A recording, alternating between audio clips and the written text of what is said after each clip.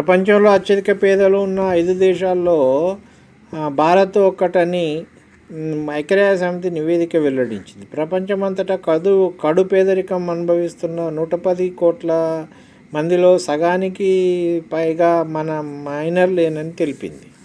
ఐక్యరాజ్య సమితి అభివృద్ధి సంస్థ, యుఎన్డిపి, ఆక్స్ఫర్డ్ పేదరిక మానవాభివృద్ధి అధ్యయన సంస్థ సంయుక్తంగా గురువారం విడుదల చేసిన అంతర్జాతీయ బహుముఖ పేదరిక సూచీలో ఈ వివరాలు ఉన్నాయి.